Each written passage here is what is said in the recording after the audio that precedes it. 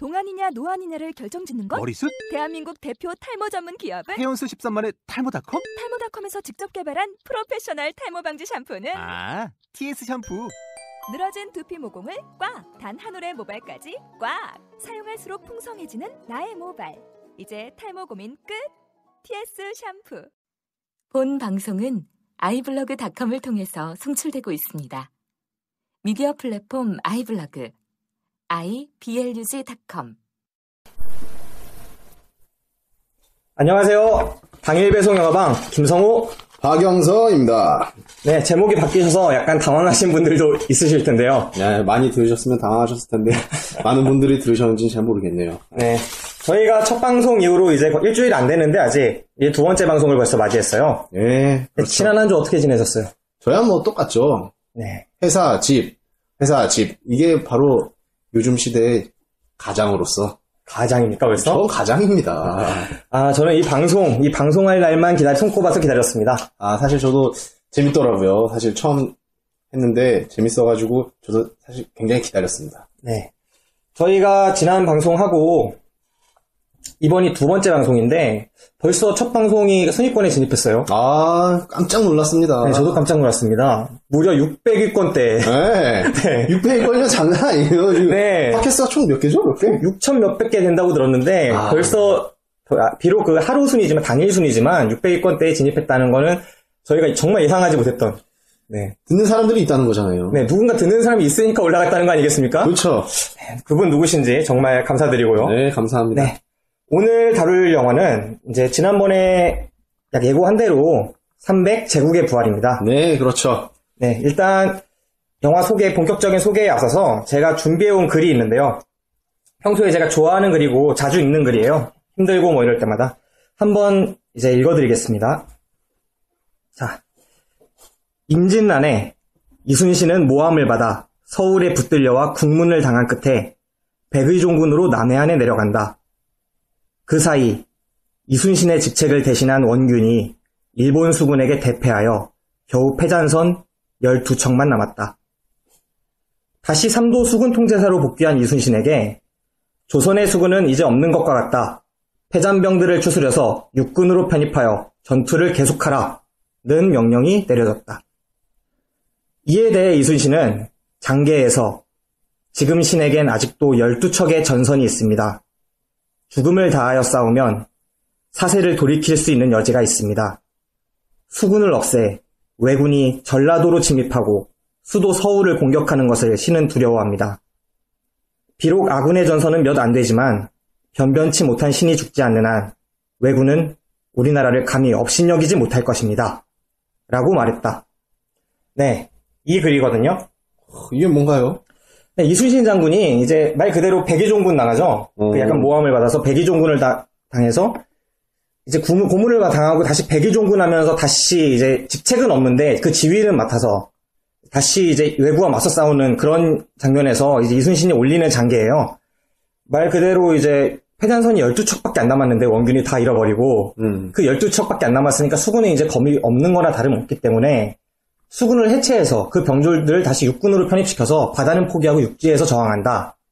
이렇게 명령이 내려온 거에 대한 이순신의 대답입니다. 약간 300이랑 관련된. 네, 저는 이게 관련됐다고 생각을 하고요. 관련됐네요. 영화를 보시면 아시겠지만,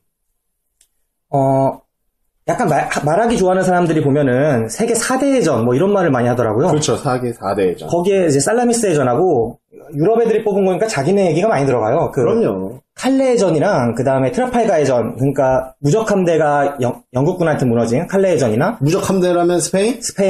네, 그 당시에 최강이었던 스페인이 영국군한테 무너졌던.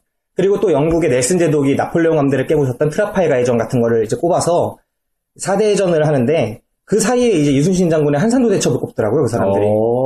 네, 아무튼 그 이순신의 여기는 한산도 대첩은 아니고 명량 대첩 그 얘기입니다.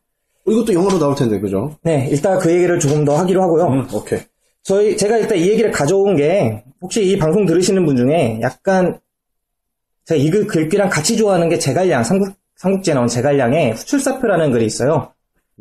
그 얘기 마지막 문구가 이제 신은 엎드려 진력을 다해 죽을 뿐이니 이제 성패와 장단은 신의 밝음으로 미루어 보는 바가 아닙니다. 그러니까 오직 최선을 다할 뿐이고 성패와 일이 잘 되고 실패하고 이거와 그 다음에 그 길고 짧음은 이제 나에게 달린 것이 아닙니다. 이런 말이 나오는데 그 선왕 유비가 죽고 나서 이제 그 유지를 이어받아서 계속 조조와 맞서 싸우는 그 북벌을 계속하는 그런 열세에서 계속 공격을 해야 하는 그런 상황 속에서 나온 문구예요. 이런 문구들을 제가 평소에 좋아하는데 혹시 이제 지금 방송 듣고 계신 분들 중에 약간 힘들고 그리고 사회의 벽이 너무 높고 내가 너무 초라한 것 같고 그리고 내 처지가 너무 암울한 것 같다 이렇게 생각하시는 분들이 혹시 계신다면은 배 12척밖에 안 남은 전함을 가지고 조선의 바다를 지키고 그리고 그 일본군에 맞서서 싸우려고 생각을 했던 그 이순신 장군의 마음 그리고 제갈공명의 마음을 한번 되새길 수 있는 그런 계기가 됐으면 좋겠다 생각해서 오프닝 멘트로 준비해왔습니다. 티쳐. 좋아. 네, 일단 그렇고요. 그 다음에 이제 본격적으로 이제 영화 소개에 앞서서 줄거리를 한번 얘기해 주시죠. 예, 300. 제국의 부활. 다들 아시다시피 2007년도에 나온 300의 후속작입니다. 네. 아르테지움에서 벌어지는 페르시아 해군과 그리스 해군의 대규모 해전이고요. 네. 그 내용을 다룬 해전이고 아까 말씀하셨다시피 살라미스 전투를 다룬 해전이죠. 내용이 그게 끝이에요, 근데. 그게 끝입니까? 이게 끝이에요. 그렇게 볼 수도 있겠네요. 네. 더 이상 할 말이 없어요, 이거는. 네. 줄거리 아주 간략하게 정확하게 전달해 주신 것 같아요. 물론 한 문장밖에 없어요, 한 문장. 네.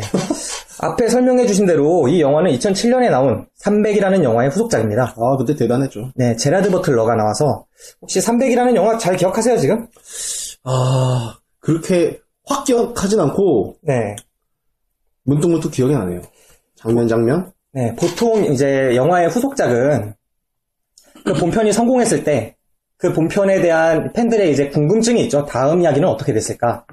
보통 그런 기대를 충족시키고 이제 그렇게 하기 위해서 후속작을 내는 편인데 이 영화가 약간 특이한 점은 본편의 주인공들이 다 죽었어요, 거의. 다 죽었죠. 한 명 남았어요. 그래서 제가 지난 편에 그 돌아간 애꾸눈이 주인공인 것 같다. 그렇게 말씀드렸는데 그분이 1분 정도 나오시더라고요. 정확하게 한 1분 25초 정도 나온 것 같습니다. 1분 25초 나왔나요? 네. 저는 그게 어떻게 보면 이 영화가 약간 뭔가 핀트를 잘못 맞추지 않았나 하는 거라고 생각을 해요. 왜 그렇게 보냐면 일단 300과 이 영화, 300과 지금 300, 그러니까 제국의 부활이라고 이제부터 하겠습니다.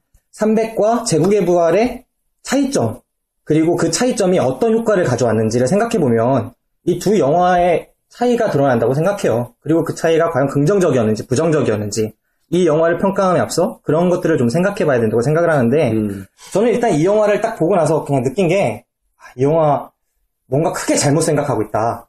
그런 생각이 들었거든요. 왜냐면 우선 혹시 300의 오프닝 장면 기억하세요? 원래 300의? 원래 300 오프닝 뭐였지?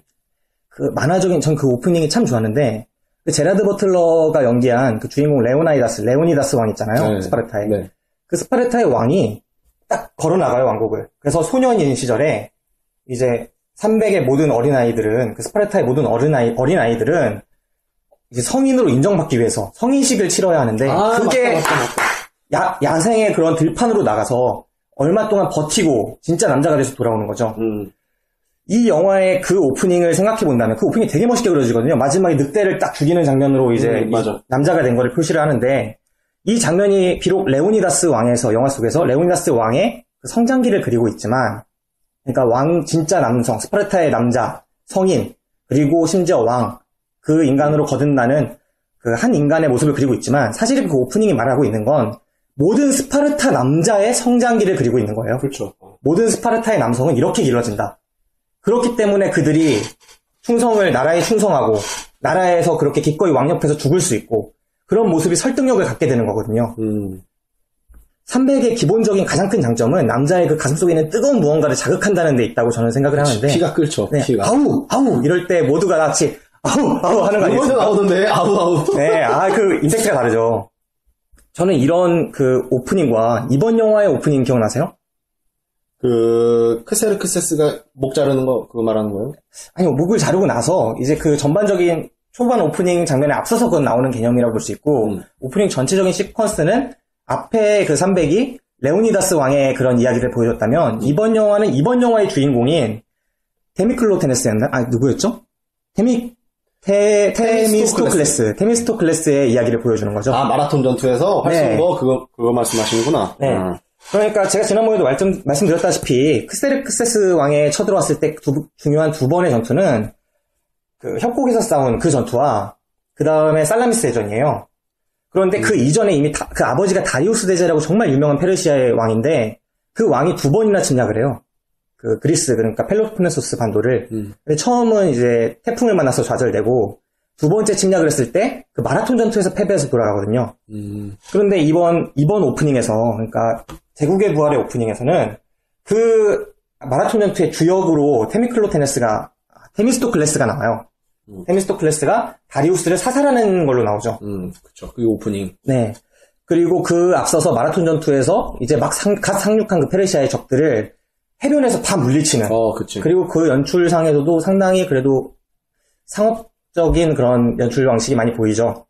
저는 이 오프닝을 보면서 어떻게 보면은 라이언 일병 구하기 그리고 셜록 홈즈의 오프닝 장면이 생각이 났거든요. 혹시 그 두 영화 보셨나요? 라이언 일병 구하기는 봤는데. 네, 해변에서 상륙하는 장면이잖아요. 노르망디 상륙 작전을 오프닝으로 쓰는데 해변에 상륙할 때 그 포탄 떨어지고 그 해변에서의 그 액션 때문에 단순히 좀 생각이 났던 거고요. 그 다음에 셜록 홈즈에서는 이 격투할 때 셜록 홈즈가 격투기 하는 장면에서 오프닝을 시작해요. 그래서 순간순간 그 멈추는 화면이 딱 멈춰서 그 격투하기 전에 생각하는 모습들을 보여주고 그 다음에 다시 세간을 딱 풀어줘서 싸우고 그러다가 다시 또 멈춰서 생각하는 장면을 보여주고 그런 장면인데 이번에도 액션씬에서 그 시간을 멈추는 장면을 여러 번 쓰잖아요. 슬로우 모션. 네, 슬로우 모션처럼 슬로우 모션이라고 하기엔 느려지는 정도가 아니라 거의 멈췄다가 다시 시작해 싸웠다가 그런 장면을 쓰면서 이게 약간 원래 오프닝이 그 영상적인 혁신을 많이 거뒀다면 그 만화적인 오프닝. 그치. 그래서 그 형식상에서도 그게 혁신이었고 내용상에서는 레오니다스뿐만 아니라 영화 전체를 이끌어갈 그 스파르타인들에 대한 이야기를 한꺼번에 풀어준 멋진 상징성 있는 오프닝이었다면 이번 영화에서는 그저 한 인간, 테미스토클레스라는 한 영웅의 이야기를 잠깐 보여주면서 그치. 그 장면조차도 어디서 많이 봤던 기시감이 드는 그런 영화 장면들을 약간 짜집게 한 듯한 그래서 큰 형식적인 감동도 없었던 그런 오프닝이었다고 생각을 합니다. 사실 그때 아까 말씀하셨다시피 슬로우 모션 많이 나오는 그런 장면 있잖아요. 솔직히 너무 많이 나왔어요. 네, 너무 많이 나와서 오히려 속도감이 죽는 듯한 느낌도 있고. 솔직히 좀 지겹더라. 네. 그렇게 느낄 수 있죠. 저도 약간 지겹다는 생각을 했어요. 요즘 빠른 영화에 익숙하신 분들은 이런 장면을 못 본 게 아닐 텐데, 굳이 그 오프닝에 이런 장면을 썼다는 게, 그것도 자주 이렇게 반복해서 썼다는 게, 기술상에 그렇게 과연 이점을 가져올 수 있는 점이 있었는지. 사실 만화 같은 장면을 만들기 위해서 그런 건 이해가 가는데, 네. 사실 그게 너무 좀 과했어요. 네. 그럴 수 있죠. 그리고 나서 이제, 300이라는 이제 오프닝 이외에도 300이 달라진 점이 그 주인공들이 완전히 바뀌었죠. 중심이 되는 구심점들이. 그렇죠. 300이라는 영화는 전형적인 300이 뜻하는 바가 제목을 300을 쓰려면 이거는 스파르타 영화였어요. 이 펠로폰네소스 반도의 다른 도시국가인 그리스, 아테네. 여기가 이번에는 주인공으로 나오더라고요. 파란 망토로 일부러 빨간 망토 했으니까 파란 망토로 나오고 민주주의니 뭐 자유니 이런 말들을 몇 번 언급함으로써 스파르타인들과 다르다는 그러니까 우리는 끝나고도 같이 살자. 너희들의 목숨이 중요하다. 이런 멘트를 일부러 하는 거죠. 지난번에 왕 옆에서 같이 죽자 했으니까. 그치. 하지만 300이라는 영화의 장점은 오히려 그 지금의 시대에서 찾아볼 수 없는 옛날에 그 왕 옆에서 같이 죽는 그 사람들의 이야기를 오히려 설득력 있게 더 가슴 뜨겁게 풀어놓음으로써 좀 더 그 남자들에게 공감을 일으킬 수 있었던 그런 부분에 있는데 굳이 그거를 바꿀 필요가 있었나 하는 생각이 들더라고요. 그 스파르타인들의 마초적인 멋을 국가를 위해 자신을 내던질 줄 아는 그런 마초적인 멋을 멋스럽게 그려놨던 300에 비해서 이번 영화는 좀 맞지 300이라는 제목에 또 기대하고 들어간 관객들에게 약간 맞지 않는 영상을 보여준 게 아닌가. 기본 평타를 깔고 가기 위해서 제목을 그냥 갖다 쓴 것 같아요. 네, 하지만 이렇게 나올 거라면 제목이 아테네 혹은 그리스 이렇게 나왔어야 맞죠. 300은 이미 다 죽었고 영화 속에서 300이 전혀 의미하는 바가 없거든요. 그러니까 내용을 모르는 사람들이 300 후속이라 그러면은 네. 들어갈 거 아니에요. 네. 그러면은 기본 관객을 잡아놓고 가자. 돈을 위해서 영혼을 판 거죠. 이야기를 판 거죠. 그렇게 볼 수 있겠네요. 거기다 심지어 300 뒤에 붙은 이야기가 뭡니까? 제국의 부활 아닙니까? 거기서 제국이 누굽니까? 무슨 스파르타입니까? 그리스 아테네입니까? 그거 페르시아입니다. 페르시아. 근데 페르시아가 부활했습니까? 지난 전투로부터 부활한 건 아무것도 없습니다. 다리우스 대제 때 얘기를 끌어들이면 몰라도 뭐 그렇게 봐서 전 전체적으로 이 핀트를 상당히 잘못 맞추고 있다는 그런 생각이 들었어요. 차라리 그 영화 속에서 아테네 사람들이 굳이 계속 민주주의, 자유에 대한 자화자찬을 계속하는데 자기들만 마치 내일이 있는 것처럼 근데 페르시아도 내일이 있고 스파르타도 내일이 있어요. 너무 악처럼 그려지더라. 네, 각자 내일을 그 향해 나아가는 방식이 다른 거죠. 그거를 이렇게 말하는 게 차라리 상대에 대해서 좀 드라마적으로 좀 더 파고들었다면 어땠을까? 너무 상대에 대해서 이렇게 보는 게 스파르타 때는 원래 300대는 좀 괜찮은 면이 있었거든요. 원래 300대는 이쪽이 그렇게 상대방을 적으로 보더라도 그게 스파르타인들의 사고방식일 수 있는 것처럼 보여지기도 하고 그게 어느 정도 공감을 영화적으로는 받을 수 있었는데 이번 영화는 좀 아니었던 것 같습니다. 네. 혹시 이번 영화 보시면서 뭐 좋았던 점이나 뭐 그런 점들 있으세요? 사실 좋았던 점은 뭐 크게 찾기는 힘든데 굳이 찾자면은 액션씬이 확실히 남자들이 좋아할 만한 액션씬이 많았어요. 네. 뭐 피 터지고 네, 그렇죠. 칼질하고 이런 게 남자들이 좋아하는 액션이긴 확실한데 제가 좀 안 좋았던 점은 네. 마지막에 그 에바 그린이 죽을 때? 네, 죽을 때. 에바 그린 그 아르테미시아가 죽을 때 약간 계속 사랑을 느끼는 듯한 눈으로 바라봐요, 주인공을. 네, 그렇죠. 주인공도 약간 그런 느낌이 있죠. 주저하고 찌르기를. 왜 그럴까? 저도 반한 거야? 그럴까? 한번 자고 반한 거야? 저희들이 약간 영화를 봤을 때 전반적으로 만족하지 못한 부분들이 많아서 이 영화에 대해서 좋았던 점보다는 약간 부정적이었던 면을 더 중점적으로 얘기를 드릴 수밖에 없는 것 같아요. 왜 뜬금없는 약간 로맨스가 나온 것 같은 느낌이 들어갖고 그게 좀 불편했어요. 저도 불편했던 장면에서 그 장면이 정말 크게 다가왔거든요.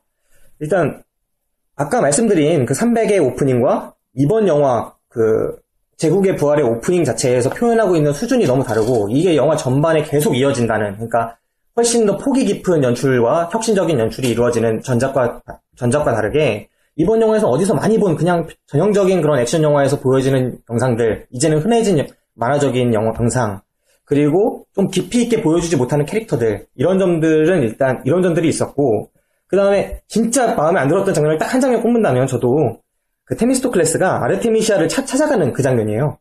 그러니까 아르테미시아가 만나자고 배를 보내죠. 제안을 하죠. 네. 그걸 따라서 테미스토클레스가 따라가요. 기꺼이 찾아가서 면담을 하죠.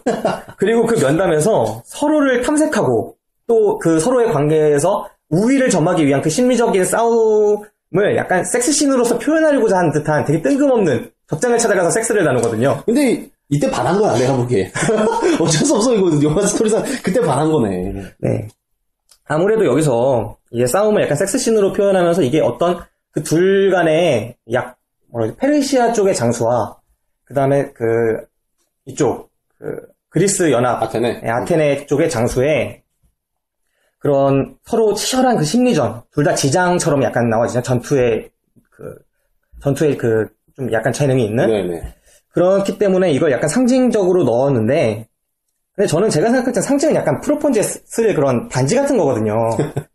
비유하자면. 그러니까 이 반지가 막 다이아몬드 엄청 큰 거거나 그냥 그 실반지거나 사실은 그 차이는 생각만큼 중요하지 않아요. 받는 사람한테 또 중요할지 모르겠습니다만 이 주는 사람에 있어서 생각만큼 그 차이는 크지 않아요. 오히려 그 상황 이걸 주는 상황과 이걸 주는 서로의 마음 상태와 주고받는 그런 제반 조건들이 훨씬 더 중요할 수 있거든요. 그런데 이 영화에서는 그런 제반 조건을 전혀 마련해놓지 않은 채로 그냥 갑자기 뜬금없이 심리전을 가서 그렇게 말도 안 되는 섹스씬으로 펼치는 거예요. 서로 엎치락 뒤치락 계속 하잖아요. 뭐 후배위로 갔다가 여성 상위로 갔다가 여자가 밀어붙였다가 남자가 밀어붙였다가 이거를 이런 장면으로 그 서로의 관계를 표현하면서 이렇게 한다는 자체가 그런 상징을 넣은 자체가 요즘 헐리우드 영화는 이제 개인이 만든 영화 별로 없고 이런 블록버스터의 경우에는 팀이 가장 뛰어난 그 작가들과 여러 뛰어난 작가들이 모여서 머리를 맞대고 만드는데 도대체 어떻게 해서 이런 결과물이 나오게 되는지 그저 경악을 금치 못할 뿐입니다. 흥행 때문에 그러진 않았을까요? 흥행? 네, 아무래도 좀 이제 처음에 그 희생자로 나오는 그 전투에 아테네에서 이제 도집하게 될 때 나오는 그 여성분의 상반신 한번 나오고 그 다음에 이제 이 히로인인 에바 그린의 상반신이 또 나오는데 분명히 흥행에 도움이 될 것 같다고는 생각을 했습니다. 네. 마케팅 용일 수도 있어요. 네, 그렇긴 하지만 아무래도 흥행을 위해서 너무 많은 걸 포기하지 않았나. 그리고 전작의 대한 그런 최소한의 책임을 지는 부분이 있어야 되는데 전작에 대해서 이건 약간 레오나이더스가 죽었으니 망정이지 살아있었다면 창 던지겠어요 이거. 이 시나리오 쓴 사람한테 각본 쓴 사람한테. 근데 나는 사실 영화를 보고 딱 나오는데 네. 그 장면이 제일 기억에 남더라고요. 그 이제 상반신이 딱 드러나는 그 장면이요? 아니 에바 그린의 배신. 나는 왜 그게 계속 남지? 예. 되게 인상 깊었어요. 네, 아무래도 이제 좀 그럴 수도 있고, 네. 육체미가 좋더라고. 그리고 또 마음에 들지 않는 장면이, 찾아가는 장면 자체인데, 이거를 약간 그 전까지는 이 테미스토클레스라는 장수가 무척 지장인 것처럼 나와요. 이게 병졸에서 그 다리우스 대제를 사살하는 그 마라톤 전투에서 그 의견을 제시했다고 나오고, 네네네. 그러니까 막 갓 상륙한 페르시아군을 지금 쳐야 한다, 파격적으로. 네. 보통 그 전까지는 이제 역사적으로 봐도 그리스라, 이게 사실과는 좀 다르긴 한데, 그리스군은 이렇게 기동성이 뛰어난 전술을 구사하는 이런 군대를 갖고 있지 못해요. 다 중장보병밖에 없거든요. 그러니까 페르시아 같은 데가 훨씬 군사적으로 발전한 나라였고, 기병도 있고, 군수도 있고, 막 이렇게 돼 있는데, 반면에 그리스인들은 그냥 넓은 평지에서 딱 밀집 진영, 방패 들고 방진 짜서 딱 그 300의 스파르타군이 보여주는 것처럼, 네. 그 전술 하나예요. 이후에도 하나고, 이전에도 하나입니다. 알렉산더가 등장하기 전까지는. 맞습니다. 네네. 그런 모습이 일단 보여지는데, 일단 지장으로 등장하는 테미스토클레스가 장수가 얼마나 중요한 위치입니까? 심지어 그 전투에서 자신이 거의 전력의 핵심이었어요. 그쵸. 자신이 거의 해상에서의 모든 전략을 짜고, 그걸로 인해서 계속 페르시아군을 애먹이고 있는, 그러니까 페르시아 입장에서는 이 장수 하나의 목만 쳐도 이 군대가 와해될 수 있는 그런 상황이 있는데도 불구하고, 네. 거길 찾아가거든요. 아니 어떻게 장수가 스스로를 그렇게 가볍게 여길 수가 있습니까? 거기다 지장이라는 사람이 그 캐릭터와도 어울리지 않고 이 영화 자체가 그러니까 되게 뜬금없이 여겨져요. 설마 날 죽이겠어? 이런 건가? 네, 이런 거는 거의 이제 막장까지 가서야 상대의 뭐 장수를 암살하려고 찾아가는 거면 몰라도 이 영화적으로 너무 드라마틱하게 그 둘 간의 인물, 각 장수 간의 그런 마음, 심리 관계를 표현하기 위해서 너무 무리한 시도를 한 거 아닌가 그런 생각이 들더라고요. 로맨스를 끼워 넣으려고 그런 거지. 네. 제가 개인적으로 이제 볼 때 어떻게 보면 이제 단 한 사람의 이야기를 다뤄도 어쩌면 온 세상을 보여주는 듯한 영화가 있거든요. 그리고 반면에 문명과 문명이 맞닿는 역사적인 순간을 그릴지라도 지극히 사소한 일처럼 여겨지는 그런 영화도 있습니다.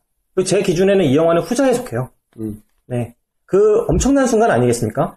페르시아, 어떻게 보면 중앙아시아의 정말 강력한 제국이 그 펠로폰네소스 반도의 여러 도시국가가 있었던 그 그리스를 침입해서 지중해 패권까지 넘보고 있었던 그런 역사적인 전쟁인데 그런 전쟁을 단 두 사람, 아르테미시아와 테미스토클레스의 그런 섹스씬으로 이렇게 하는 건 거의 모독입니다, 진짜.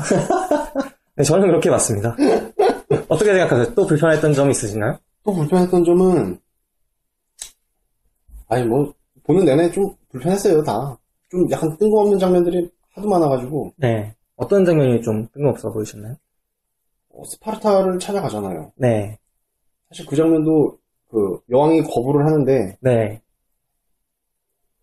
모르겠어요. 그 장면도 되게 어떻게 보면 되게 뜬금없다고 생각을 했어요, 저는. 그게 저렇게 길게까지 표현할 필요가 있었을까? 그렇죠. 여기서 스파르타가 이제 약간 따로 노는 상황이 약간 그렇긴 한데. 그리고 그 초반에 보면은 크세르크세스 왕이 네. 왜 악해졌는지 그게 나와요. 영화에서는 악해졌다고. 네, 왜 분노를 갖게 되는지 그리스에 대해서 중요한 포인트죠. 근데 그게 끝이에요. 저는 솔직히 크세르크세스가 좀 더 나왔으면 했거든요. 저도 그래요. 그 장면이 사실 관대한 왕. 크세르크세스가 왕으로 거듭나게 된 진정한 신의 갓킹이라고 그러나요? 갓 엠퍼러라고 그러나? 갓킹이라고 했던 것 같은데 신왕으로서 거듭나는 신적인 왕으로서 거듭나는 그 장면이 나오죠. 그렇죠. 그 장면 아까 제가 말했던 오프닝하고 상당히 유사해요. 딱 걸어나가요. 처음에 야생의 들판으로. 그러면서 그 사람이 진짜 황금빛에 비록 머리카락은 수축 잃었지만 훨씬 더 황금빛으로 반짝반짝 빛나는 그 부기적인 모습으로 머리는 민 거야. 거듭나서 나오거든요. 근데 이게 그 300에서의 레오니다스 왕이 성인이 진정한 남자 스파르타인으로 거듭나는 그 장면하고 비교했을 때 이 한 인간이 신으로 거듭나자고 하지만 약간 괴물처럼 변해서 돌아오는 그 임팩트를 잘 전달하지 못하는 느낌이 있거든요. 안타깝더라고요. 그래, 저는.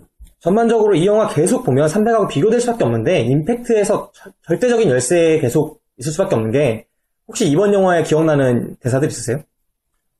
아우 이거밖에 없어요. 좀. 아우는 300에도 나왔죠. 그거밖에 없어요. 300에 배 타고 오다가 아우 하는 거밖에 300에는 명대사가 상당히 많이 나와요. 일단 300 역사상 최고의 명대사가 하나 있죠. 스파르타! 이거 기억하세요? 이 대사가 있고, 그거 말고도 혹시 이거 기억하실지 모르겠는데, 거기에 이제 테르모필레 전투, 테르모필레 협곡에서 그 적을 맞아 싸우잖아요. 300명의 결사대와. 네. 거기에서 이제 300명의 결사대 추가해서 역사 속에서도 그렇지만 테베군이 같이 끼어요. 그래서 나중에는 테베와 스파르타가 되게 중요한 맞수가로 등장하는데 나중에는 이 테베와 스파르타군이 함께 맞서서 레오니다스 왕의 지휘 아래에서 그 적을 맞서서 싸우거든요. 근데 그 전에 이제 병영에서 일단 몇 차례 전투를 이기고 와서 병영에서 이제 좀 쉬고 있는데 왕이 이렇게 돌아보면서 테베 병사들한테 하나하나 물어봐요. 자네는 직업이 뭔가? 이렇게 물어봅니다. 그랬더니 한 명이 저는 제약회사 그 영업직을 했습니다. 그러니까 다른 애한테 그럼 자네는 직업이 뭔가? 그랬더니 저는 아버지 회사에서 일하고 있습니다. 다른 친구한테 또 직업이 뭔가? 이렇게 물으니까 저는 지금 대학 졸업하고 백수입니다. 이렇게 계속 얘기를 해요. 그러니까 이제 이 왕이 이렇게 듣고 나서 자기네 이제 스파르타 병사들을 돌아보면서 우리 직업은 뭐지? 이렇게 물어봅니다. 그랬더니 병사들이 스톨저! 이러는 왜 기억이 안 나지? 이거 임팩트있는 장면입니다. 되게 명장면 같다. 이런 장면이 나와요. 그리고 또 혹시 기억하실지 모르겠는데 이제 마지막 정말 전투에서 개개별로 이겨왔지만 그래도 한 명 한 명씩 300명의 병사들이 하나하나씩 죽어가죠.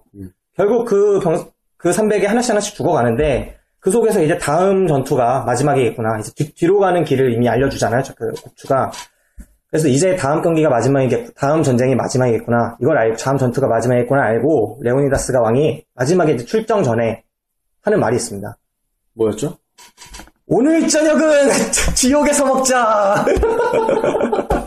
네, 이런 강렬한 멘트들이 있는데, 하나도 기억을 못 하시는 걸로 봐서. 내가 기억하는 거는 페르시아. 네네.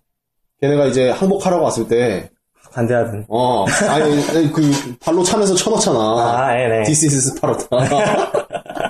맞나? 네네, 맞습니다. 그거랑, 관대한 왕. 네. 확실히 임팩트 있는 게 많았어요. 지난 영화에서는 비중이 적게 나왔어도 크세르크세스 그 왕이 되게 강렬하게 나와요. 약간 그 오리엔탈리즘이 반영된 결과로 약간 괴물처럼, 이번 영화에서도 약간 그랬지만, 일종의 오리엔탈리즘이죠. 이 페르시아 사람들을 무척 안 좋게 묘사하는 그 히사신들도 약간 암살자들도 은색 그 약간 비인간적이고 괴물같이 나오잖아요. 마약 많이 하고.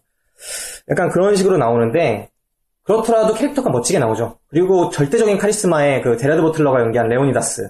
이 두 명의 강력한 구심점이 있었다면 이번 영화 캐릭터에서는 전혀 그런 모습이 보여지지가 않아요. 일단 테미스토클레스 배우 이름이 뭐죠? 설리반 스테플랑. 네. 스테플턴. 이 배우가 제가 알기로 호주 출신인데 거의 유명한 배우가 아니에요. 좀 존재감이 없었어요. 네, 알려지지도 않았고 존재감도 좀 약했죠. 아무래도 민주주의나 막 이런 쪽을 옹호하는 쪽이다 보니까 캐릭터가 약했고 상대인 에바 그린이 어느 정도 캐릭터를 해줬다고는 하지만 결국 이 에바 그린한 배우가 보여준 그런 비중도 사실 이 전쟁의 장수 살라미스 해전은 테르모필레 쪽보다 훨씬 더 중요한, 훨씬 더 그런 쪽이었는데도 불구하고 상황이 훨씬 더 그 지도자로서의 역량을 잘 보여주지 못했죠. 개인의 캐릭터만 강하게 보여줬고. 그렇죠. 마지막에 크세르크세스가 가지 말라 그랬는데 그냥 가잖아요. 네, 어떻게 보면 크세르크세스의 그 존재감이 이 어설픈 드라마를 통해서 더 망가졌어요. 그게 너무 안타까워요, 저는. 네, 이 에바 그린이 연기한 아르테미시아의 그 캐릭터와 크세르크세스를 충돌시키는 장면을 의미 없이 보여줘. 그 장면을 도대체 왜 넣었는지 모르겠어요. 페르시아에서 그런 갈등이 있었다는 걸 보여주는 게 도대체 무슨 이 영화적으로 봤을 때 무슨 의미가 있는지. 차라리 그럴 시간에 이 테미스토클레스가 왜 아테네를 지키고 싶어 하는지, 왜 그리스 펠로폰네소스 반도의 이 동맹국들을 지키고 싶어 하는지를 차라리 더 그렸으면 정말 의미 없다고 여겨지는 게 스파르타에서는 레오니다스 왕이 왜 스파르타를 지키는지 확실하거든요.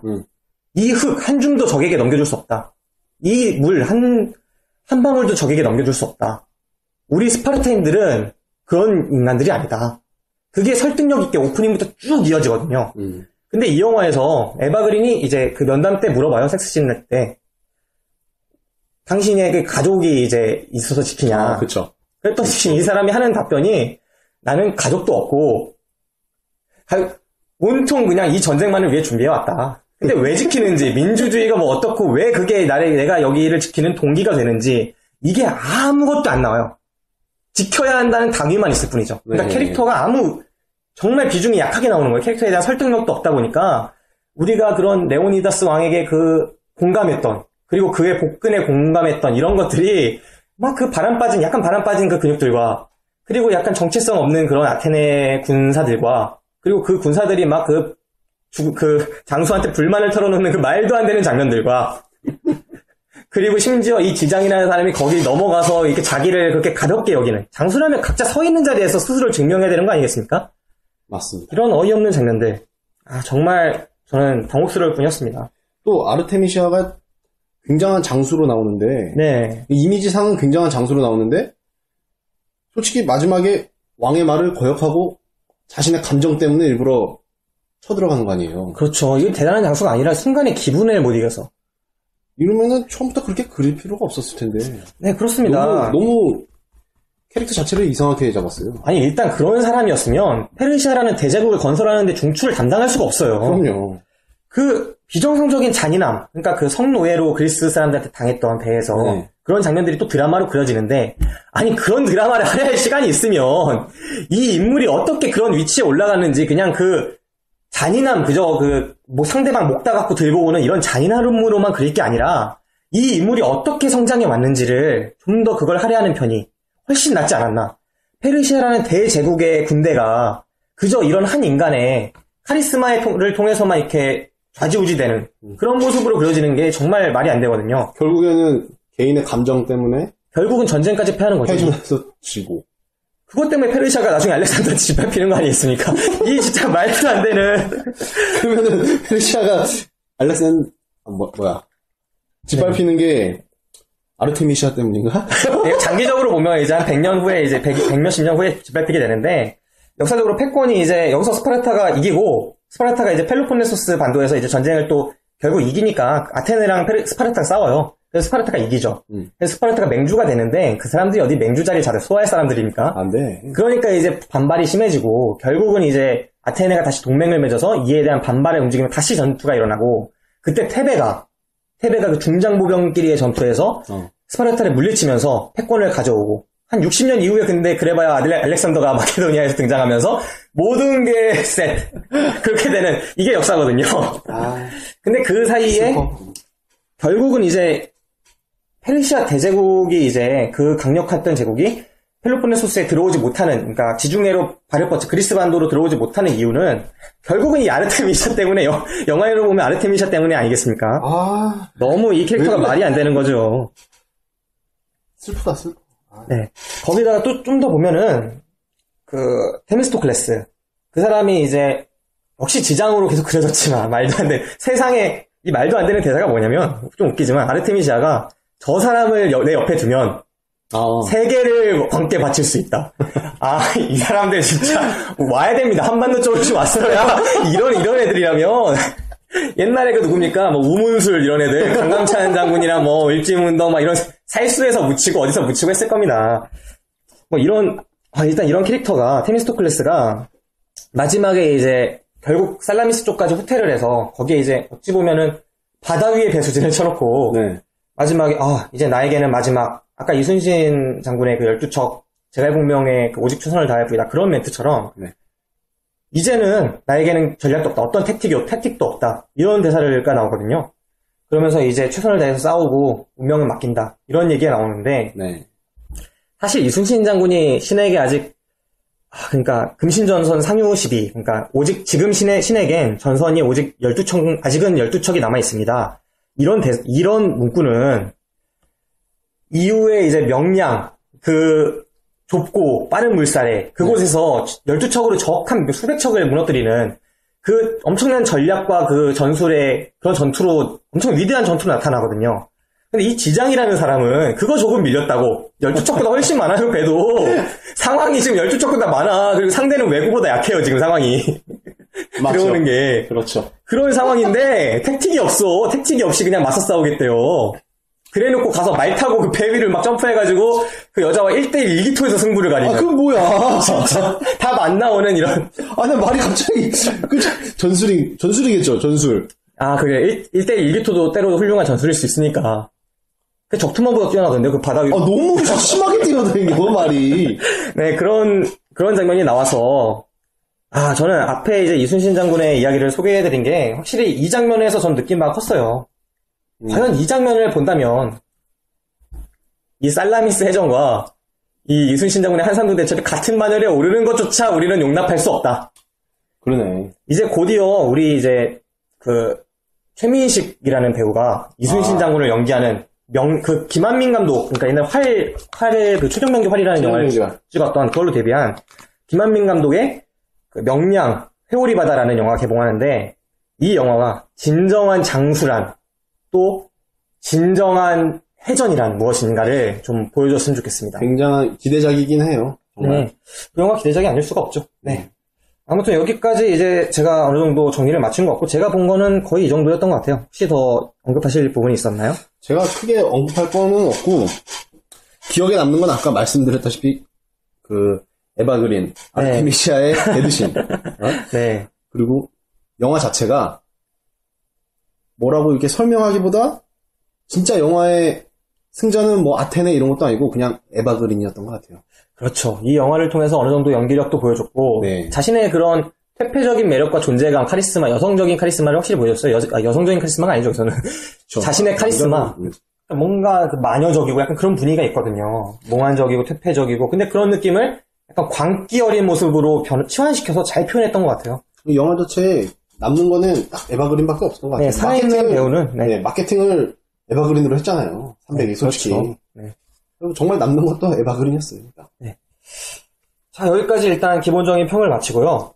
일단 이 영화에 이제 전에 별점 방식으로 했었는데 제가 생각해봤는데 우리가 그렇게 별점을 3개, 4개 이렇게 주는 건 별 의미가 없을 것 같아요. 의미가 없어. 그리고 너무 많이 해 별점. 네, 그래서 그냥 저희는 이제 꽃으로 좀 약간 식상하게 여기실지도 모르겠지만 그냥 꽃을 주던가 혹은 주지 않던가 이 두 가지로만 해서 했으면 좋겠다는 생각을 해요. 제가 꽃으로 생각한 이유가 제가 요즘에 그런 거에 대해 생각할 일이 좀 몇 개 있었는데 남자가 또 여자한테 아까 프로포즈 얘기도 했지만 남자가 여자한테 이제 꽃을 줄 때 네. 이게 한 송이냐 백송이냐 만송이냐는 생각만큼 또 중요하지 않을 수도 있거든요. 그렇죠. 네. 그러니까 만약에 그 네덜란드에 뭐 아인토벤이라고 하죠. 네. 네덜란드 아인토벤에 빨갛게 핀 튤립 농장 뭐 한 동을 통째로 퍼다가 어떤 여자한테 딱 갖다 주는 거나 어떤 때로 어떤 진짜 진실하게 장미꽃 한 송이를 딱 전해주는 거나 어떻게 보면 이 둘의 진실한 차이가 별로 없을 수도 있어요. 네.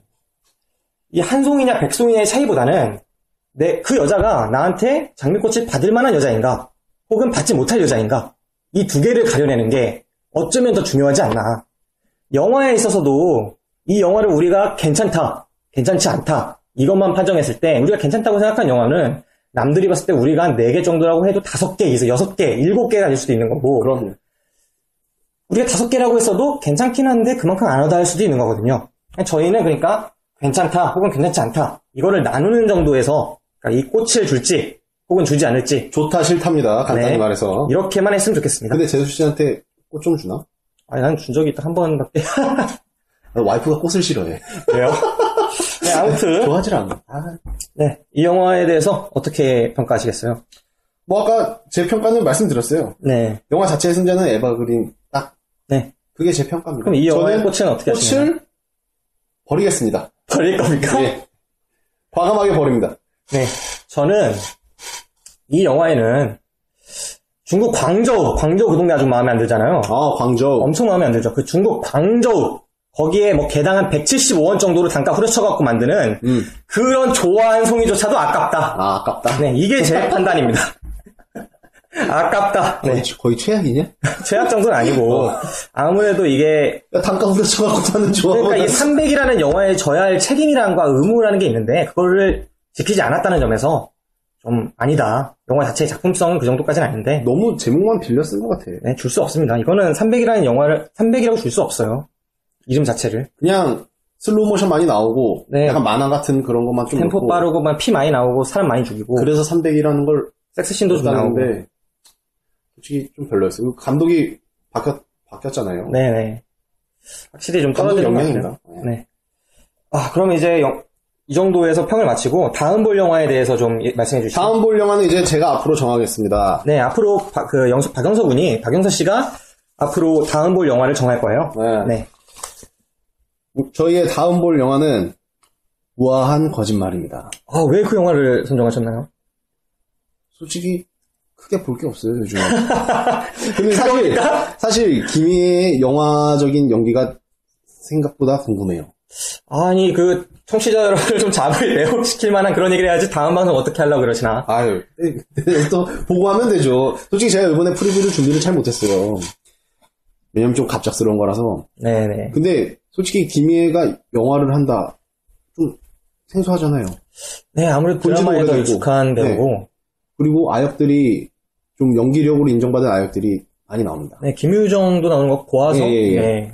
확실히 재능 있어 보이는. 유아인도 나오나요? 그랬던 것 유아인도 같은데. 나와요. 네. 유아인도 나오고. 완득이 그쪽 예, 제작진이니까. 감독이 그 이한 감독, 네. 완득이 제작했던 감독이라서 유아인도 이한 나오고. 감독. 네, 이한 감독 하면은 제가 딱 기억나는 게 그 고등학교 3학년 그 수능 볼 때 네. 이한 감독 영화 그 차태현이랑 그다음 손예진 지금은 돌아가신 이은주 씨 이렇게 해가지고 연애소설이라는 영화가 있었어요. 연애소설? 이걸로 이한 감독이 데뷔했다고 알고 있는데 제가 그 영화를 보고 한 수능 30일쯤 전에 봤는데 그 수능 날까지 그 감흥이 펑펑 울었거든요. 그거는 내가 보기엔 너의 감흥이 아니라 그냥 시험 보기 싫어서 그런 거야. 그러니까 제가 시험 네가 보기 싫어해서 그때. 고3의 압박을 느껴갖고 괜히 막 이렇게 감정적으로 치운 거야. 치우친 거야. 그럴 수도 있지. 네.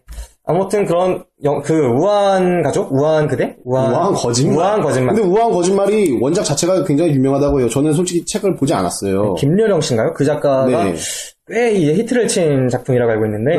그 당시에 여학생들이 엄청 좋아했다고 하더라고요. 하지만 네. 저는 그 당시에 해리포터밖에 읽지 않았기 때문에 해리포터 읽었니? 해리포터는 다 읽었지. 해리포터는 매니아였어. 아, 그렇습니까? 나에게 책을 인도해준 책, 네. 소설이야. 어쨌든 원작 자체도 탄탄했고 인정받았던 그런 원작이 있기 때문에 영화도 나쁘지 않게 그려질 것 같다는 느낌이 들어요. 네, 비록 이한 감독이 그 작품들을 좀 보시면 내 사랑 혹은 청춘 만화 이렇게 제가 본 영화의 그런 족적에 결코 잊을 수 없는 암담한 영화들을 찍었던 청춘만은 좀 아니. 네, 필모그래피가 있어요. 그 권상우랑 김하늘 데려다가 그 동갑내기 과외하기를 어떻게든 우려먹으려는 의도가 다분했던. 돈이 많이 필요했었나 네, 봐. 아무튼 이제 다음 볼 영화는 그 우아한 거짓말입니다. 그리고 이제 방송을 이제 마치면서 간단히 제가 엔딩으로 어떤 이야기를 하면 좋을까 생각을 해봤는데 제가 찬찬히 이제 다음 볼 영화 같은 걸 좀 생각하다 보니까 조만간 노아라는 영화가 개봉을 해요. 예고합니다. 우아한 거짓말 다음 영화는 노아입니다. 네, 그 노아. 그리고 이번에 본 영화가 300, 뭐였죠? 제국의 부활. 네, 이 영화였잖아요. 어떻게 보면은 우리나라도 그렇지만 서구 사회에서도 지금 사극 열풍이 좀 있는 것 같아요. 폼페이도 나왔었고 앞으로도 사극이 좀 많이 제작되는 것 같더라고요. 네. 근데 어떻게 보면은 서구 문명의 두 개의 원류라고 할 수 있는 게 하나는 크리스트교고 기독교고 네. 하나는 그리스 로마 문명이라고 볼 수 있어요. 네. 그런데 이 300이라는 게 어떻게 보면 그리스 로마 문명에 대한 외세의 압박 아니겠습니까? 외세의 침략. 그렇죠. 그리고 노아는 그리스도교의 그 노아의 방주 그 노아잖아요. 어떻게 보면 그리스도교의 그 구약에 나오는 가장 큰 재난 중에 하나예요.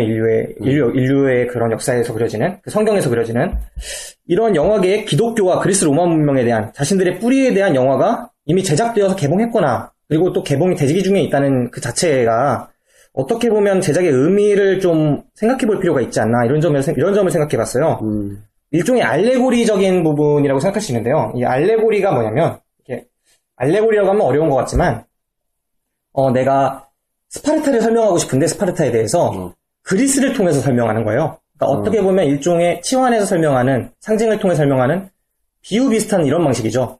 대표적으로 이런 알레고리적인 게 문학이나 이제 영화에서 많이 쓰이는 용어인데, 영화 중에 알레고리라고 볼 수 있는 게, 제가 최근에 봤던 페르시아의 왕자라는 영화 혹시 아세요? 그거 안 봤어요. 제이크 질레날이라고 매기 질레날 동생인데, 브로크백 마운틴도 나왔고, 좀 유명한 배우예요. 제리 브루크하이머라고 라고 하는 되게 유명한 제작자가 제작을 했는데, 이 영화를 잘 보시면, 페르시아잖아요, 똑같이 300처럼. 페르시아라는 대제국이 그 동맹국들하고 서로 침범하지 않기로 잠정적으로 약정이 되어 있던 어떤 신성한 도시국가가 하나 나와요, 영화 속에서. 그런데 페르시아가 이 나라를 침범하게 되거든요. 근데 그 침범의 이유가, 이 신성한 그 도시국가에서 페르시아에 반대하는 나라들한테, 페르시아에 저항하는 나라들한테 무기를 몰래 제조해서 불법으로 유통하고 있다. 이런 의혹을 받아서거든요. 그래서 페르시아가 침공을 해서 결국 점령을 하고 거기에서 이제 무기 제조창이나 무기 같은 걸 발견할 건데 아무것도 안 나오는 거예요. 없는 거예요, 증거가. 자, 여기까지 듣고 무슨 생각이 나시죠? 나 왜, 아메리카가 생각났어요. 네, 그 부시 정권 당시에 이라크 네. 침공 때 그 대량 살상 무기를 찾고자 했으나 있다고 의혹을 제기하면서 들어가지 않았습니까? 네. 근데 막상 들어가고 나니까 그 대량 살상 무기를 제조했던 흔적은 물론 대량 살상 무기조차도 없어서 전 세계적인 비난을 받았었잖아요. 네. 어떻게 보면 이 영화 자체가 그거에 그 미국이라는 현존하는 국가와 그 체제와 그런 상황들에 대한 풍자를 하고 있는, 그러니까 알레고리적인 영화라고 볼 수 있는 거죠. 이런 것들이 알레고리입니다. 이 영화뿐 아니라 하이눈이라는 영화가 또 있어요. 제가 서부 영화 중엔 제일 좋아하는 영화인데, 하이눈? 네, 프레드 진네만이라는 감독이 연출하는 거예요. 이 영화를 보시면은 약간 50년대쯤에 제작된 영화로 알고 있는데, 옛날에 어느 총잡이가 마을 사람들과 함께 어떤 마을에서 행패를 부리던 정말 악당들 몇 명을, 갱스터들을 결국 제압을 하고 그들을 이제 연방 교도소로 보내요. 그리고 나서 이 마을의 보안관을 몇 년째 하고 있었는데 이들의 출소일이 다가온 거예요.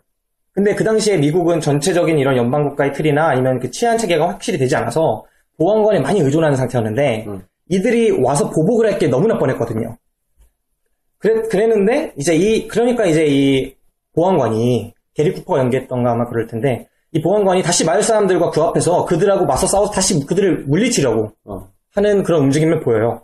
근데 마을 사람들은 그게 두려운 거죠. 이제 시간도 지났고 그때는 너무 계속 당하다 보니까 저항을 그때는 같이 뭉쳐서 했지만 이제는 그들이 돌아올 때 다시 뭉쳐서 싸울 수 있을까? 왜 괜히 나섰다가 죽을 것 같고 무서워서 이 보안관한테 떠나라고 그래요. 자기들은 그냥 집에 나가면 살겠다. 괜히 나서서 죽기 싫다. 마을에 불화를 가져오지 말고 위기를 가져오지 마라. 이런 식으로 와서 다 피해요. 그래서 이 주인공이 결국 혼자 맞서 싸우기를 선택하는데 결국 그 다음날, 그러니까 이 다음날 정오에 이들이 도착하는데 도착할 때까지 싸우겠다고 나서는 사람이 팔 하나 없는 그 사람하고 아직 성인이 되지 못한 젊은 청년 하나, 청소년 하나 이렇게밖에 없는 그런 영화거든요. 그 속에서 그러니까 이게 결국 한 인간이 이런 위기에 맞서서 엄청난 용기를 보이면서 끝까지 싸워내는, 그리고 다수의 그런 군중들이 자신에게 불이익이 닥쳐올 수도 있고 그게 부조리함을 알면서도 침묵하는 이런 상황을 그리고 있었는데, 당시 미국의 메카시즘이라고 혹시 들어보셨어요? 메카시즘이요? 네, 당시에 미국의 공산주의 광풍이 좀 불고 있었거든요. 공산주의에 대한 그 적대하는, 지금 우리나라에서 더 이상 남의 일이 아니긴 한데 공안 사건을 약간 조작하는 그런 거예요. 메카시라는 국회의원이 이제 서로를 막 이제 쟤는 공산당이다 아니다 막 이렇게 고발하면서 그게 미국 CIA와 연관돼서 엄청나게 부조리한 상황으로 나선 거죠. 그때 월트 디즈니 이런 사람도 막 상대방 고발하고 막 그랬습니다. 루이스 부니엘이라는 영화 감독, 찰리 채플린이 그때 영국으로 뜨고 도망가고, 여러 영화인들, 학계, 재계, 그 다음 정치인들은 물론이고, 일반 국민들조차 이런 메카시즘으로부터 자유롭지 못했거든요. 일종의 공안정국이 구성된 거죠. 조성된 거죠. 이에 대한, 이런 민중들의 약간 비겁함, 그리고 혹은 적극적으로 대처하지 못하는 그런 상황, 그리고 그 속에서 용감한 개인의 그런 모습들, 투사의 모습, 남자의 모습, 이런 모습을 일종의 알레고리 형식으로 보여주는 영화가 하이눈입니다. 우리나라에도 비슷한 구조의 알레고리 가진 영화가 있는데 혹시 기억하실지 모르겠어요. 그 최민식하고 홍경인 하면 어떤 영화가 떠오르세요? 우리들의 일그러진 영웅. 네, 맞습니다. 이문열 씨 제가 특별히 많이 좋아하진 않지만 그 남자다운 문체와 이 작품 같은 경우는 상당히 좋아하거든요. 이 영화를 보면은 엄석대라는 인물이 나오죠. 엄석대라는 인물이 그 학급의 짱이에요. 소위 말하는. 그래서 학급에 다른 학생들 엄청나게 괴롭혀. 시험도 막 대신 보게 하고, 시험도 몰래 답 알려주게 하고, 네. 돈도 뜯고, 수금도 적절히 하고, 그러면서 하는데, 담임 선생님은 그에 방조를 하죠, 어떻게 보면. 그로써 질서를 유지하려고 하는, 오히려. 엄석대를 이용해서 학급의 질서를 유지하려고 하는 모습까지 보이고, 방관 혹은 방조죠. 이런 모습들이 서울에서 전하고 온 이 주인공의 눈을 통해서 약간 매우 부조리하게 보여요. 근데 이 영화의 결말을 보시면, 이 영화의 타겟이 이런 부조리를 만든 게, 엄석대와 그 담임 선생만은 아니다. 이런 식으로 보여지는 부분이 있거든요. 오히려 그 침묵하고 있던 다수의 학생들이 이 부조리의 원천일 수도 있다. 이런 모습의 시각이 약간 드러나거든요. 근데 우리가 그 영화가 나올 당시에 우리나라 정세가 어땠습니까? 군부 독재였죠. 박정희 정권부터 이어진 그때는 신군부, 전두환 정권. 이런 군부 독재 시절의 그런 부조리들, 적극적으로 맞서 싸우지 못하는 상황. 다 이제 막 나서서 하면은 그냥 돌에 바위에 계란 던지기니까 나서지 말고 가만히 있는 게 이득이다. 그러면서 이 부조리가 지탱되고 있는 이런 상황의 부조리를 보여준 영화였죠. 몇 개만 더 말씀드리면 헝거게임이랑 배틀로얄 같은 최근 영화가 너무 옛날 영화 말씀드린 것 같아서 헝거게임이나 배틀로얄 같은 영화는 이게 서로 죽이는 막 그런 상황이잖아요. 헝거게임은 제가 안 봤고 배틀로얄은 아주 재밌게 봤죠. 비슷한 설정이에요. 이제 어느 섬에서 이제 서로 서바이벌 게임을 하는 거죠. 예. 최후의 승자만 살아남는 얘기인데 그 두 영화에서 모두 승자가 싸우기를 거부한 인물들이 승자가 되는 의외의 맞아요. 그런 상황이거든요. 현대 그 경쟁 사회에서 모두가 이제 경쟁, 서로를 짓밟고 제로섬 게임이니까 막 내가 너를 짓밟아야 내가 이기고 내가 성공하고 그런 상황만으로 이렇게 시각을 구성하는 게 아니라 어떻게 보면 서로를 짓밟지 않는 게 오히려 다 같이 공존하는 게 오히려 승리의 길이 될 수 있다라는 희망을 던져줄 수 있는 그런 현대사회의 유의미의 어쩜 대안까지도 될 수 있는 현대사회의 문제를 고발하고 일종의 대안적인 방식까지도 환기시켜줄 수 있는 그런 알레고리적인 영화라고 볼 수 있죠. 근데 배틀로얄은 그 뒤로도 후속편 몇 편 나오지 않았어요? 그건 제가 안 봐서 원작밖에 히타노 다케시 나왔던. 들었는데. 네, 이제 거의 마지막 영화 하면서 말씀드릴 건데요. 이제 마지막 영화로 다크나이트라는 영화 소개해드릴 거예요. 다크나이트 보시면은 배트맨? 네, 배트맨 다크나이트. 그 영화도 어떻게 보면 알레고리가 상당히 많이 들어가 있는 영화라고 볼 수 있어요. 그 당시 어떻게 보면 로보캅에서 디트로이트보다도 디트로이트. 더 암담하게 그려지는 도시 아니겠습니까? 그 당시. 그곳에서 정의를 수호한다고는 인물이 바로 배트맨입니다. 수년째 음지에서 오히려 정의를 수호하고 있죠. 정의의 사도죠. 다크나이트. 어둠의 사도 아니겠습니까? 어둠의 기사 아니겠습니까? 네. 정의를 지키는 사도인데 그에 맞상대하는 악으로 조커라는 인물이 등장하는 거예요. 네. 정말 수년 동안 이 다크나이트 배트맨이 암흑의사로 열심히 일을 해도 이 고담시의 범죄가 없어지질 않아요. 계속 악한 도시입니다. 악의 번성하는 도시예요. 그래서 결국 조커라는 악의 화신까지 나오죠. 악을 위한 악, 부조리를 위한 부조리까지 막 펼치지 않겠습니까? 그 속에서 배트맨이 이 사람하고 맞서서 더욱더 노력을 하고 계속 이 사람을 잡아넣고 제압하려고 하지만 실제로 이 배트맨의 이런 노력이 더 고담시라는 도시가 나아지는 곳으로 나아가지는 않습니다. 그 이유는 영화 속 배트맨이 계속 정의를 말하지만 사실 이 정의가 무엇인지 우리가 어떤 정의를 구성해서 어떤 정의를 세워야 하는지 어떤 정의를 키우고 양성해야 하는지에 대해서는 전혀 언급이 없기 때문이기도 해요. 어떻게 보면 그 당시 미국에서 미국 영화니까 세계의 경찰을 자처하고 세계의 악의 축을 규정해서 그 악들을 때려잡으려고 하는데 세계는 어찌 보면 더 부조리가 많아지잖아요. 배고픈 사람들도 많아지고 점점 네. 더 빈민국가는 더 빈민국이 되어가고 내전, 각지의 내전은 더 일어나고 각지의 전쟁들이 더 일어나고 테러도 만성하고 이런 모습들에 대한 일종의 알레고리가 아닐지 그렇게 생각해봤습니다. 그래서 서구 문명, 말이 길어졌는데 서구 문명의 두 원류인 크리스트교와 그리스 로마 문명에 대한 이런 영화들이 지금 계속 개봉하고 있는 것 그리고 그 서구 문명들의 위험 혹은 어려웠던 재난의 상태를 그려내는 영화들이 외부의 침략이라거나 이런 모습을 그려내는 영화들이 갑작스레 더 많이 등장하고 있다는 점에 대해서 한번 이런 점에서 배우의 의미에 대해서 한 번쯤 생각해보는 그런 계기가 되었으면 하고 준비해봤습니다. 네, 이상입니다. 길었는데 괜찮았네. 네, 이것으로 이제 저희 두 번째 방송 당일 배송 영화방 김성호 박영서의 영화방. 네, 당일 배송 영화상 2회 이제 녹음을 마치겠습니다. 다음 주까지 각자의 자리에서 모두 파이팅! 다음 주. 네. 다음 주가 될지 조만간이 될지 모르겠어요. 조만간이 될 가능성이 좀 높죠? 예, 조만간이 될 가능성이 높습니다. 축구 때문에 그래. 당일 배송 축구방 때문에. 그거 너무 잘 되고 있어 지금. 영화방도 곧 축구방을 따라잡도록 노력하겠습니다. 예, 다음에 뵙겠습니다. 다음에 뵙겠습니다. 네.